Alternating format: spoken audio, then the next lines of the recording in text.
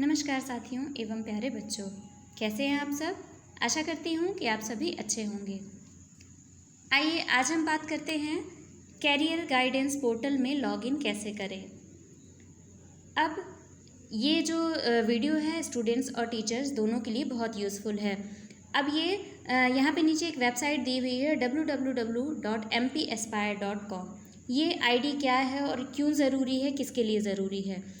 तो ये आईडी जो है, ये वेबसाइट जो है वो 9 to 12 के वे सभी बच्चे जिन्होंने last year MP career counselling वाला जो एग्ज़ाम दिया था, जो फ़ोन पे एग्ज़ाम हुआ था, वो एग्ज़ाम जो दिया था, एक बार जो रजिस्टर्ड हो चुके हैं, उन सभी स्टूडेंट्स के लिए बहुत ही यूज़फुल है। और वो सारे स्टूडेंट्स को एक बार इस वेबसाइट को विज़िट करना कंपलसरी है। मेरा आपसे रिक्वेस्ट है कि आप सभी बच्चे एक बार इस वेबसाइट पे जाकर विज़िट ज़रूर करें। ये आपके आगे के आने वाले समय में फ्यूचर के लिए, आपके कैरियर के लिए बहुत सारी इन्फॉर्मेशन इस वेबसाइट में अवेलेबल हैं। चलिए इस वेबसाइट की ओर विज़िट करते हैं। ये वेबसाइट जो है स्टूडेंट, टीचर्स और स्कूल तीनों के लिए बहुत इम्पॉर्टेंट है। तो चलिए वेबसाइट की ओर चलते हैं। इसके लिए हमें क्या करना है, गूगल या क्रोम में किसी में भी हमें वेबसाइट डालनी है www.mpaspire.com।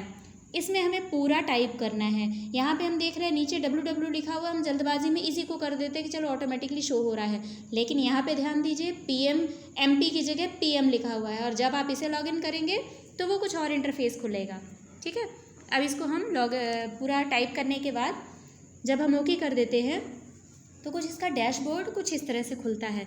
यहाँ पर लिखा हुआ है Madhya Pradesh career guidance portal में आप सबका स्वागत है। अब यहाँ पे करना क्या है, 3 तरीके से लॉगिन कर सकते हैं। एक तो स्टूडेंट्स लॉगिन कर सकते हैं, दूसरा स्कूल के प्रिंसिपल लॉगिन कर सकते हैं, तीसरा जो है 2 टीचर जिनको कि रजिस्टर्ड किया गया है वो लॉगिन कर सकते हैं।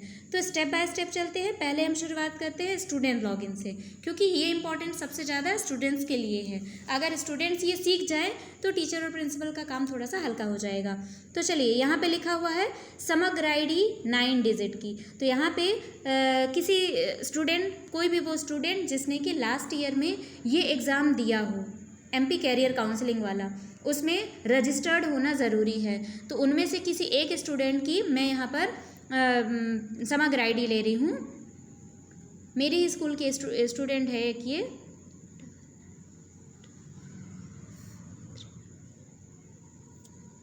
ठीक है। यहाँ पर मैंने 9 डिजिट का इसका समग्र ID डाल दी है। और पासवर्ड जो है वो सभी बच्चों के लिए अभी कॉमन रखा गया है, 1 2 3 4 5 6। ठीक है, ये लॉगिन जो पासवर्ड है ये सभी के लिए कॉमन है। यहाँ पर 9 डिजिट की जो समग्र ID है वो बच्चों की बदल जाएगी, पासवर्ड सेम रहेगा। और जब हम इसको लॉगिन करते हैं, लॉगिन करने के बाद स्टूडेंट से संबंधित कुछ इस तरह की चीज़ें हमारे पास शो होती हैं। यहाँ पे हम देख रहे हैं ऊपर लिखा हुआ कैरियर, कॉलेज, प्रवेश परीक्षा, छात्रवृत्ति। ये कुछ 4 तरह के इंटरफेस शो हो रहे हैं।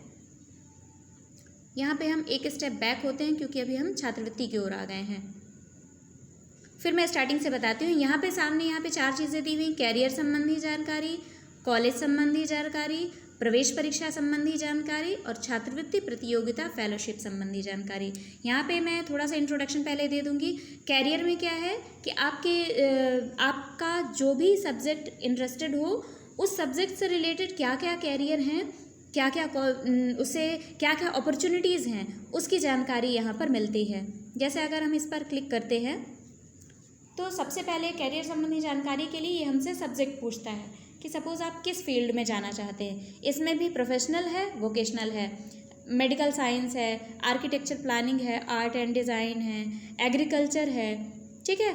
और बहुत सारे सब्जेक्ट जितने भी हैं, ये कुछ इतने सारे सब्जेक्ट यहाँ पे शो होते हैं, ठीक है। सपोज़ आप गणित विज्ञान या एग्रीकल्चर किसी पर भी एक पर क्लिक करके हम ट्रायल में देखते हैं। सपोज़ अगर हमने यहाँ पे किया गणित और विज्ञान पे, अब गणित और विज्ञान से भी रिलेटेड हमसे पूछता है, बायोकेमिस्ट है, और यहाँ पे बहुत सारी इकोलॉजिस्ट है, ठीक है, ये फिशरी साइंटिस्ट है, बहुत सारी चीज़ें यहाँ पर शो होती। इन्वायरमेंटल साइंटिस्ट है, सपोज अगर हम इन्वायरमेंटल साइंटिस्ट पर क्लिक करते हैं, या जीव विज्ञान, जीवाणु विज्ञान, डेटा साइंस, हम देख रहे हैं बहुत सारी चीज़ें हैं। तो सबसे पहले हमने जिस पर क्लिक किया है उसके बारे में ये कंप्लीट थोड़ा सा शॉर्ट में इंफॉर्मेशन देता है कि आखिर ये जो हमने इन्वायरमेंटल साइंटिस्ट जो चुना है इसका संक्षिप्त में इसे ये होता क्या है, ये वेबसाइट मतलब ये जो सब्जेक्ट हमने चुना है इसमें डिटेल में हम क्या क्या कर सकते हैं। पहले तो ये इंट्रोडक्शन है, फिर यह कैरियर किस बारे में है, आप यहाँ पे क्या क्या कर सकते हैं उस बारे में लिखा हुआ है।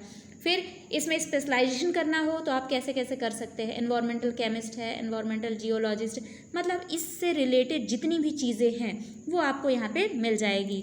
अब यहाँ पे साथ में लिखा हुआ आप इस कैरियर में प्रवेश कैसे कर सकते हैं, इसके लिए क्राइटेरिया जो है यहाँ पे पूरी इन्फॉर्मेशन हमको मिल रही है कि यहाँ पर मैथ साइंस होना चाहिए, किसी एक विषय में क्लास 10th में होना चाहिए, फिर फिजिक्स केमिस्ट्री और मैथमेटिक्स से आपका 12th होना चाहिए। आगे भी डिटेल दी हुई है, मतलब ग्रेजुएशन आपका किससे होना चाहिए, पीजी किससे होना चाहिए, ठीक है। और ये साइंटिस्ट पाथवे मतलब क्या क्या करना है, पूरा इससे रिलेटेड जो जानकारी है वो सारी आपको यहाँ पर कैरियर से संबंधित जानकारी। साथ में ये जो कैरियर की आप जो तैयारी करने जा रहे हैं या जो भी आपने सोच रखा है, इस तैयारी को करने में खर्च कितना आएगा। न्यूनतम दिया हुआ 80,000, अधिकतम दिया हुआ 7 लाख, ठीक है। तो ये सारी चीज़ें, न्यूनतम शिक्षा की आवश्यकता क्या है, अधिकतम शिक्षा की आवश्यकता क्या है, इस शिक्षा को पूरी करने में आपको समय कितने लग सकते हैं, यहाँ पर दिया हुआ है मिनिमम मैक्सिमम सारी चीज़ें दी हुई हैं।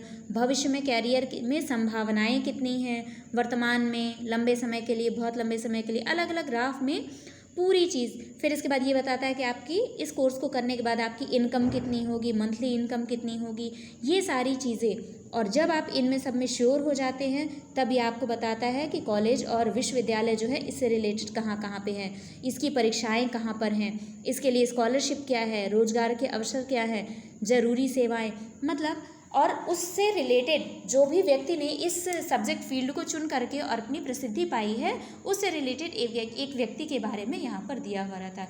तो कोई एक स्ट्रीम को अगर आप चुनते हैं तो कंप्लीट स्टडी, आपको कहीं गूगल कहीं इंटरनेट की ज़रूरत नहीं है, केवल इसी एक वेबसाइट पे आपको सारी इन्फॉर्मेशन जो है वो मिल जाती है, ठीक है। अब अगर हम आते हैं सेकेंड में कॉलेज की तरफ, ठीक है।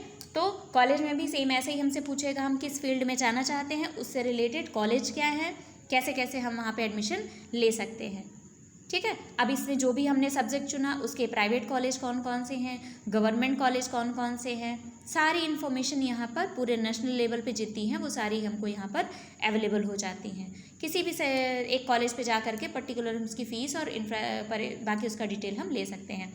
अब बारी आती है प्रवेश परीक्षा की। अब प्रवेश परीक्षा अभी हमने जो सब्जेक्ट चूज़ किया है एनवायरमेंटल साइंटिस्ट, ये उससे रिलेटेड जितना होगा, यहाँ पर 3 चीज़ें दी हुई हैं। ग्रीन बटन, जहाँ पे 3 कलर के बटन दिख रही हैं, ग्रीन है, येलो है और रेड है। ग्रीन का मतलब क्या है, अभी यहाँ पे फॉर्म जो है इसकी डेट जो है वो अनाउंस हो रही है, अभी फॉर्म फिल हो रहे हैं। येलो का मतलब क्या है कि इसकी जो मतलब डेट जो है वो निकल चुकी है, और रेड का मतलब क्या है कि इसका नोटिफिकेशन अभी तक नहीं आया है। तो ये ग्रीन से जो भी दिख रहे हैं इनकी डिटेल हम यहाँ पे व्यू करके, व्यू डिटेल पे अगर किसी एक पे हम जाएंगे और व्यू डिटेल करेंगे तो उसमें पूरा जो कॉलेज है और उसकी जो जनरल इन्फॉर्मेशन है, एलिजिबिलिटी है, पैटर्न है, ये सारी कुछ चीज़ें यहाँ पे हमको शो हो जाती हैं, ठीक है। तो इस तरह हम अलग अलग जा करके और अलग अलग सारे कॉलेजेस की हम यहाँ पे इन्फॉर्मेशन जो है, बहुत सारी जितनी भी वैकेंसीज़ हैं जहाँ जहाँ पे हम अप्लाई कर सकते हैं, उन सभी के एडमिशन के लिए सारा प्रोसेस जो है, सारे कॉलेज यहाँ पर हमको दिख जाते हैं। अब इसके बाद बारी आती है छात्रवृत्ति की, लास्ट वाला पोर्शन है। ये छात्रवृत्ति वाला पोर्शन जो है वो स्पेशली केवल 12th स्टूडेंट के लिए एप्लीकेबल है। 9 to 11th के लिए इंटरफेस ये शो नहीं होता है, क्योंकि आफ्टर 12th जो बच्चे कॉलेज में एडमिशन लेंगे ये स्कॉलरशिप केवल उनके लिए है। तो जो बच्चे जिनकी समग्र आईडी मतलब जो इस साल 12th में है, केवल उनको ही इंटरफेस दिखेगा, बाकी को नहीं दिखेगा। तो इस तरह स्टूडेंट्स जो भी आप कैरियर चुनना चाहते हैं, जिस फील्ड में भी जाना चाहते हैं, तो उसकी कंप्लीट इन्फॉर्मेशन आपको यहाँ पे मिल जाएगी। आपको किसी और से पूछने की ज़रूरत नहीं पड़ेगी। सपोज़ अगर आपका एग्रीकल्चर इंटरेस्ट है, जो भी जिस किसी फील्ड में भी आपको लगता है कि आप उसमें अच्छा कर सकते हैं, उसकी कंप्लीट नॉलेज जो है वो यहाँ पे हमको मिल जाती है।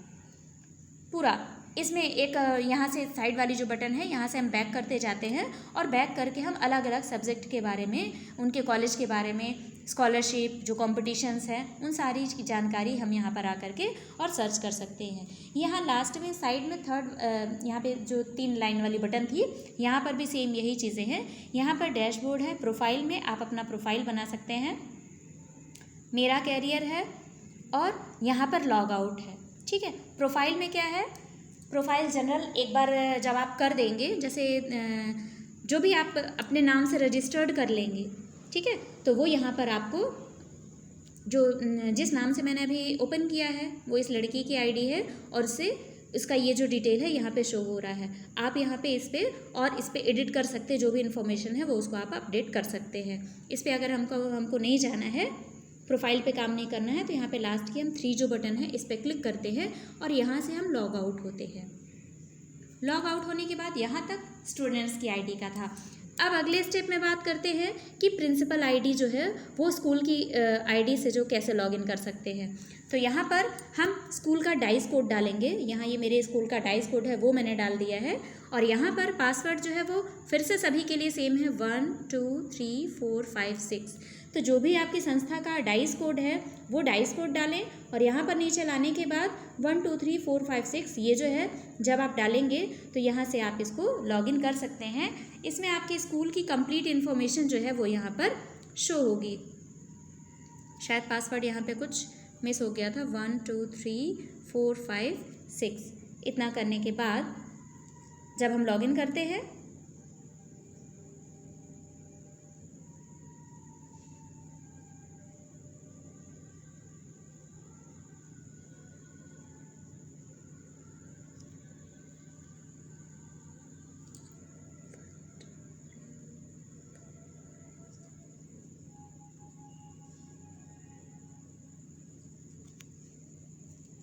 ठीक है, सही पासवर्ड डालने के बाद ये यहाँ पे दिख रहा है कि वेलकम गवर्नमेंट हाई स्कूल लोही, ये मेरे स्कूल का डाइस कोड है।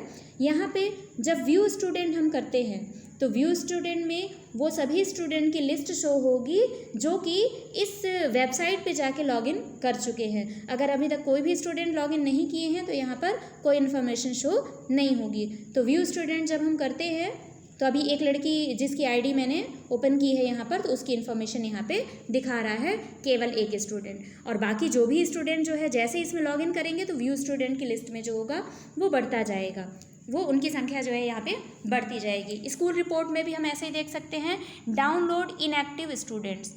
इनएक्टिव स्टूडेंट्स की जब डाउनलोड लिस्ट में बात करते हैं तो वे सभी बच्चे जो कि यहाँ पर रजिस्टर्ड है और उन्होंने अभी तक एक बार भी लॉगिन नहीं किया है, उनकी कंप्लीट लिस्ट यहाँ पर आ जाती है। इसे डाउनलोड होने में थोड़ा सा टाइम लगता है तो हम इसे थोड़ा सा समय देते हैं, और डाउनलोड होने के बाद जो है कंप्लीट पूरी लिस्ट खुल जाती है, एक्सेल फॉर्म में खुलती है।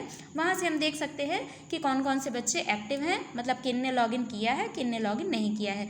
जिनने नहीं किया है उन बच्चों को हम अपनी तरफ से गाइडलाइन दे सकते हैं, उनको इन्फॉर्म कर सकते हैं, बता सकते हैं कि ऐसे आपको लॉगिन करना है, और लॉगिन करने के बाद यहाँ से वो हट करके और व्यू स्टूडेंट वाले लिस्ट में वो आ जाएंगे।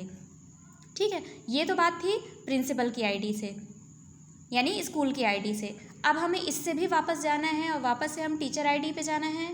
तो किसी भी इंटरफेस पे जाने के बाद हमको जब भी चेंज करना होता है तो यहाँ पे हमको लॉग आउट करना ज़रूरी होता है। विदाउट लॉग आउट किए हम दूसरे इंटरफेस पे नहीं जा सकते हैं। तो जब हम एक बार लॉग आउट कर लेते हैं तो वापस से हम पुराने डैशबोर्ड पे आ जाते हैं।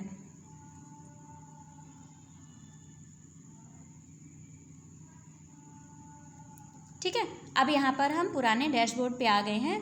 अब हमें यहाँ पर जैसा कि सभी स्कूलों से 2-2 टीचर्स को रजिस्टर्ड होने के लिए कहा गया है, तो यहाँ पर क्या करना है, रजिस्टर्ड करने के लिए सिंपल ऐसे ही स्कूल का डाइस कोड डालना है। ठीक है, ये मेरे स्कूल का डाइस कोड है, और यहाँ पर T1 या T2 जो भी हम करते हैं विदाउट स्पेस दिए, विदाउट कैपिटल स्मॉल, सीधे T1 हमको टाइप करना है। और T1 टाइप करने के बाद यहाँ पे पासवर्ड यहाँ पर भी सेम है, 1 2 3 4 5 6। ठीक है, ये पासवर्ड डालने के बाद लॉगिन करते हैं। लॉगिन करने के बाद जैसा स्टूडेंट्स के लिए जो डैशबोर्ड दिख रहा है वही डैशबोर्ड यहाँ पर भी सेम डैशबोर्ड पूरा दिखाई देता है। अब यहाँ पर समझने वाली बात ये है कि यहाँ पर लॉगिन कौन स्टूडेंट करेंगे, इस यहाँ पर टीचर्स के लिए सेम इंटरफेस का क्या ये रोल है वो मैं बताना चाह रही हूँ। तो यहाँ पर क्या है, जब हम स्टूडेंट की लॉगिन करते हैं तो वहाँ पर लॉगिन कौन करेगा, वे सभी बच्चे जो कि गवर्नमेंट स्कूल के बच्चे, प्राइवेट स्कूल के नहीं, वे सभी गवर्नमेंट स्कूल के बच्चे जिन्होंने लास्ट टाइम में 10th का एग्ज़ाम दिया था और उन्होंने ऑनलाइन एग्ज़ाम इसका MP कैरियर वाला दिया था, जो रजिस्टर्ड है उनकी आईडी तो लॉगिन हो जाएगी। लेकिन वे दूसरे बच्चे जो किसी अदर स्कूल से आए हैं, किसी प्राइवेट स्कूल से आए हैं, ठीक है, और उनको कैरियर संबंधित जानकारी चाहिए, तो अभी ये जो हमारी जो वेबसाइट है ये प्राइवेट स्टूडेंट के लिए अभी नहीं है, तो वहाँ पर रोल होता है टीचर का। चूँकि सेम इंटरफेस दोनों में शो होता है तो यहाँ पर टीचर का रोल है कि उनके जो भी बच्चे की जो भी इंटरेस्ट हो, चूँकि एडमिशन के पहले 10th जब पास आउट होके आते हैं 11th में एडमिशन के लिए हमको उन्हें कैरियर की गाइडलाइन देनी होती है ताकि वो सही सब्जेक्ट चुन सके। तो यहाँ पर क्या होगा कि कैरियर संबंधी सारी जानकारी हम यहाँ से उठा करके बच्चों को दे सकते हैं, उन बच्चों को जो कि लॉगिन नहीं कर पा रहे हैं, ठीक है। साथ ही साथ 12th के वो स्टूडेंट्स जो कि अब 12th के बाद निकलने वाले हैं, किसी कारणवश वो भी लॉगिन नहीं कर पा रहे हैं, तो उन सभी के लिए तब यहाँ पर टीचर T1 और T2 का रोल होता है। तब वहाँ पर अपनी क्लास के या आसपास के जो भी बच्चे वहाँ पे टीचर के संपर्क में आते हैं, उनके कैरियर संबंधित, उनके कॉलेज संबंधित, एडमिशन संबंधित समस्त जानकारियाँ इस वेबसाइट पे अवेलेबल है। अभी इसका इंटरफेस कुछ ऐसा है कि प्राइवेट वाले इसमें लॉगिन नहीं कर सकते हैं, केवल गवर्नमेंट स्कूल के बच्चे जिन्होंने MP कैरियर मेथड वाला वो जो एग्ज़ाम दिया था केवल वही इसमें एप्लीकेबल है, ठीक है। लेकिन टीचर जो T1 T2 हैं वो कर सकते हैं और वो अपने माध्यम से स्कूल के बाकी बच्चों को, प्राइवेट स्कूल के बच्चों को, उनको प्रॉपर गाइडलाइन दे सकते हैं। तो ये था मेरे हिसाब से मैंने जो ज़रूरी चीज़ें थी वो लगभग बता दी है। तो स्टूडेंट से ख़ास तौर पर रिक्वेस्ट है कि आप जिस किसी क्लास में भी हैं, एक बार अगर आपने ऑनलाइन एग्ज़ाम MP कैरियर वाला दिया है और आपने सफलतापूर्वक दिया है, आपका सर्टिफिकेट भी आ गया है, आप अपनी समग्र ID से एक बार इस वेबसाइट को विज़िट ज़रूर करें, ठीक है। और जो बच्चे नहीं कर पा रहे हैं वो अपने टीचर्स के सहयोग से कैरियर संबंधी जानकारी ज़रूर प्राप्त करें, क्योंकि इसमें मतलब जब हम कैरियर या कॉलेज के लिए या एंट्रेंस एग्ज़ाम के लिए परेशान होते हैं तो हमें सब जगह ढूंढते हैं लेकिन हमको कहीं जानकारी नहीं मिलती है। लेकिन ये एक वेबसाइट ऐसी है जहाँ पर एक जगह आपको बहुत सारी कंप्लीट इन्फॉर्मेशन आपको यहाँ पे मिल जाएगी। मतलब आप पढ़ाई करने के साथ साथ जॉब करने तक के बीच का जो समय है, क्या क्या चीज़ें आपको ज़रूरत होंगी, कितना खर्च आएगा, कितनी आपकी उसके बाद इनकम होगी, ये सारी डिटेल आपको यहाँ पे मिल जाएगी। तो आशा करती हूँ कि आपको वीडियो पसंद आया होगा, तो ज़्यादा से ज़्यादा ये स्टूडेंट्स तक पहुँचाएँ ताकि वो एक बार इस वेबसाइट पे जाके लॉगिन करें ताकि उनके कैरियर संबंधी जो समस्याएं हैं वो सॉल्व हो सके, ठीक है। वीडियो को अभी तक देखने के लिए धन्यवाद। पसंद आए तो लाइक ज़रूर करें, शेयर करें और चैनल को सब्सक्राइब करना ना भूलें। धन्यवाद।